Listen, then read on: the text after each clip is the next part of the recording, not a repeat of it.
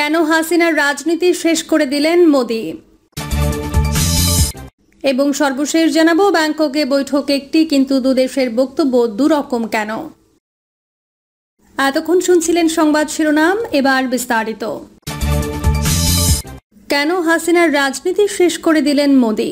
ব্যাংককের আকাশে সূর্য যখন গোধূলির ছায়া ফেলছিল, তখন এক গোপন কক্ষে রাজনীতি লেখা হচ্ছিল এক ইতিহাসের মোড়। বিমস্টেক সম্মেলনের ব্যস্ততা তখন অনেকটাই ফিকে হয়ে গেছে। রাষ্ট্রপ্রধানদের ব্যস্ত সূচি এবং প্রোটোকলের বাইরে একটি বৈঠক হঠাৎ আলোচনার কেন্দ্রে চলে আসলো।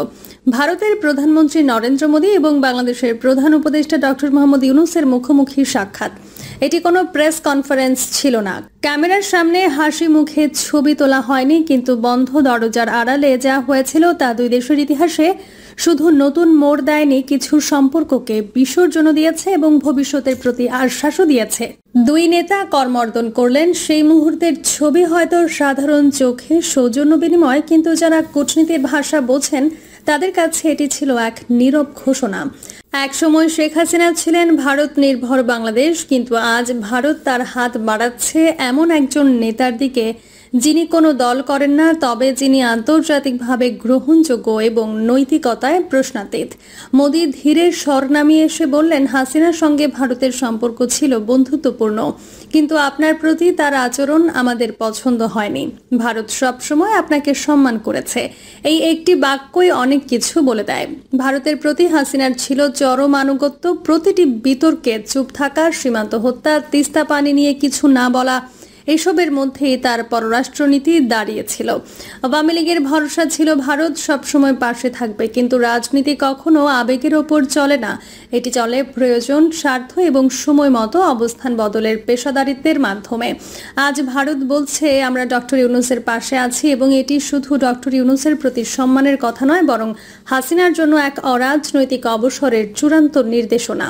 আজ শেখ হাসিনা, যিনি চারপাশে মানুষ থাকার সত্ত্বেও বাস্তবতায় দিন দিন নিঃসঙ্গ হয়ে যাচ্ছেন, তার মুখে এক ধরনের নিরাবেগ স্তব্ধতা ছিল। একসময় যে দেশ তাকে আন্তর্জাতিক স্বীকৃতি দিয়েছিল, আজ সেই দেশই তাকে পাশ কাটিয়ে যাচ্ছে। তার হাতে হয়তো একটি রিমোট, টিভির পর্দায় বৈঠকের ক্লিপ চলছে, আর চোখে মুখে জমে থাকা ইতিহাসের বোঝা।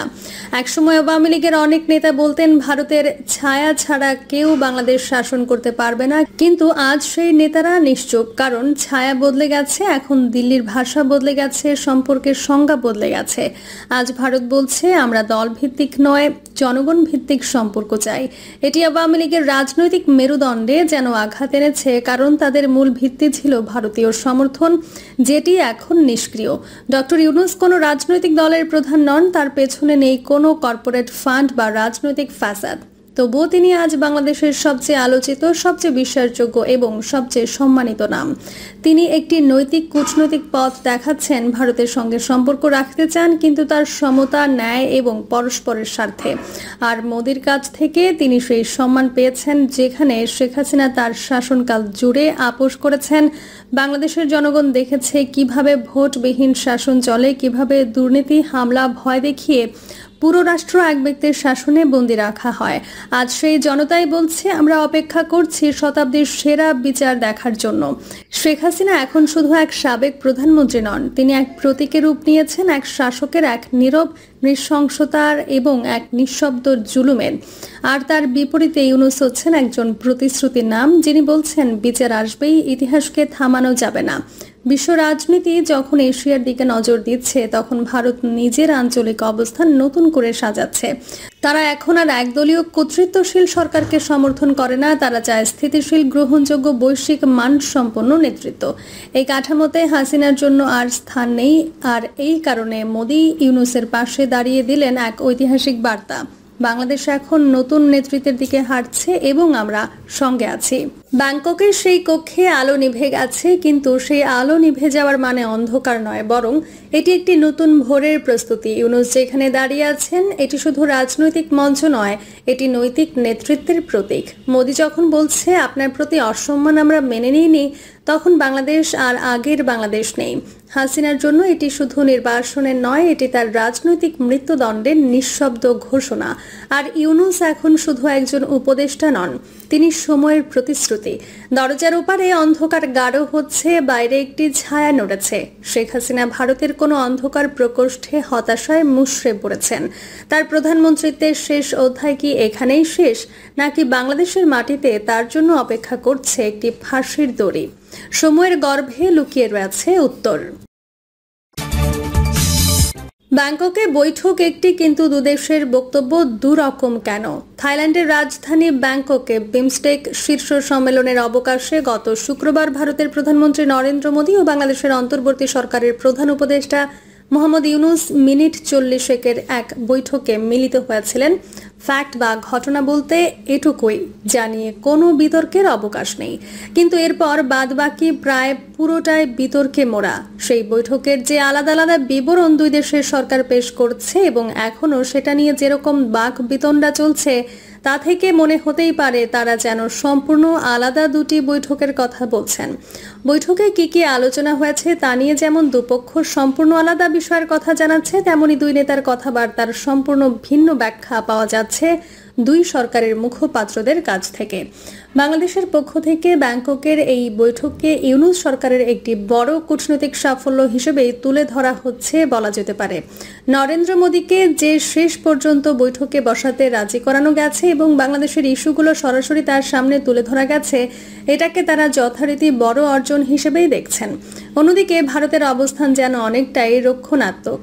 বাংলাদেশে যে সরকারের বিরুদ্ধে তারা হিন্দুদের সুরক্ষা দিতে ব্যর্থ হওয়ার লাগাতার অভিযোগ করে আসছে, তাদের সঙ্গে প্রধানমন্ত্রী মোদী কেন বিদেশের মাটিতে গিয়ে দেখা করলেন, দিল্লিকে এখন দেশের ভেতরেও সেই ব্যাখ্যা দিতে হচ্ছে।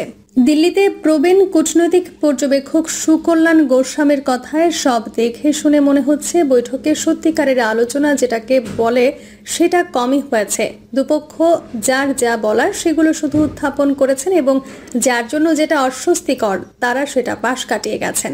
সুতরাং আমি মনে করি দিল্লি ও ঢাকা দুপক্ষের জন্য এটা ছিল প্রধানত চেক বক্সে টিক দেওয়ার এক্সারসাইজ। এটা তুলেছি, ওটা বলেছি, ব্যাস। তিনি বলছেন, আর হ্যাঁ, দুই প্রতিবেশী দেশের নেতার মুখোমুখি দেখা হওয়ার একটা আলাদা গুরুত্ব থাকে, সেই অপটিক্সটা অবশ্যই ছিল। ফলে ভারত ও বাংলাদেশের মধ্যে সর্বোচ্চ পর্যায়ে এরকম ব্যতিক্রমী বৈঠক যে বহু বছর হয়নি তাতে কোনো সন্দেহ নেই। বৈঠক নিয়ে ভারতের সিদ্ধান্ত ঝুলিয়ে রাখা। ভারত যে এই বৈঠকে অংশ নেওয়ার ব্যাপারে দ্বিধায় ভুগছিল, এটা কোনো নতুন কথা নয়। গত কয়েক সপ্তাহে ভারতের পররাষ্ট্র মন্ত্রণালয়ের মুখপাত্র রণধীর জয়সওয়ালকে যখন বারবার জিজ্ঞেস করা হয়েছে ব্যাংককে মোদী ইউনূস বৈঠক হচ্ছে কিনা, তিনি প্রতিবারই জানিয়েছেন এ ব্যাপারে কিছু বলা সম্ভব নয়, সিদ্ধান্ত হলে আপনারা জানতে পারবেন। এমনকি গত মাসের শেষ দিকে ভারতের পররাষ্ট্রমন্ত্রী এস জয়শঙ্কর পার্লামেন্টারি স্ট্যান্ডিং কমিটির সদস্যদেরও জানিয়েছিলেন বৈঠক হবে কিনা সে ব্যাপারে কোনো সিদ্ধান্ত নেওয়া হয়নি। বস্তুত শুক্রবার দুপুরে ওই বৈঠক হওয়ার ঠিক আগে পর্যন্ত ভারত একবারের জন্য নিশ্চিত করেনি যে বৈঠকটি সত্যিই হচ্ছে। প্রধানমন্ত্রী মোদী ডক্টর ইউনূসের সঙ্গে আলোচনায় বসছেন। অন্যদিকে বাংলাদেশের তরফ থেকে এই বৈঠক আয়োজনের অনুরোধই শুধু জানানো হয়নি, বৈঠকটি যাতে হতে পারে সেজন্য বারবার তাগাদাও দেওয়া হয়েছে।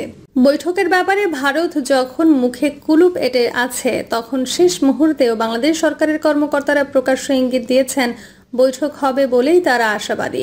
প্রধান উপদেষ্টা মোহাম্মদ ইউনূসের high representative doctor Khalilur Rahman বুধবারেও বলেছেন বৈঠক হওয়ার জোরালো সম্ভাবনা আছে বলে তারা মনে করছেন। বৈঠকের ব্যাপারে প্রথম অফিসিয়াল কনফার্মেশন এসেছে বাংলাদেশের সরকারের দিক থেকে, যখন বৃহস্পতিবার রাতে প্রধান উপদেষ্টার প্রেস সচিব শফিকুল আলম বৈঠকের সময়সূচি পর্যন্ত জানিয়ে নিশ্চিত করেন যে বৈঠক সত্যি হচ্ছে।